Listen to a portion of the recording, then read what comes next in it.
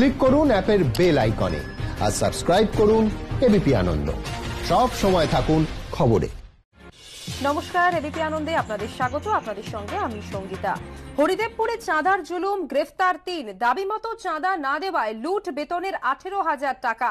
বিস্তারিত জানবো, কথা বলবো আমাদের প্রতিনিধি পার্থপ্রতিম ঘোষের সঙ্গে। পার্থপ্রতিম, কি জানা যাচ্ছে পুলিশ সূত্রে?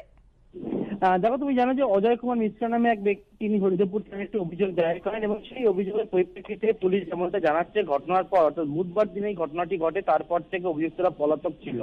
এফআইআর যে ৩ জনের নাম ছিল বাপ্পা ভুইয়া, অভিষেক মণ্ডল এবং সৌমেন দাস।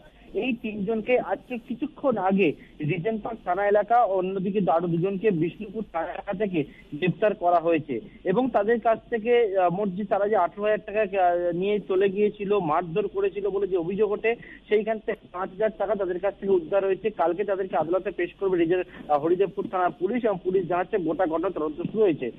অজয় কুমার মিশ্রা তিনি যে অভিযোগটি করেন যে তিনি বাড়ি ফিরছিলেন কাজ শেষে পরে এবং তার কাছ থেকে 10,000 টাকা চাওয়া দাবি করে ক্লাবের সদস্য এই ৩ জন, এবং সেই টাকা না দেওয়াতে তাকে বেধড়ক মারধর করা হয়, মাথা ফাটিয়ে দেওয়া হয়, চোখে ঘুষি মেরে চোখেও আঘাত করা হয় বলে অভিযোগ।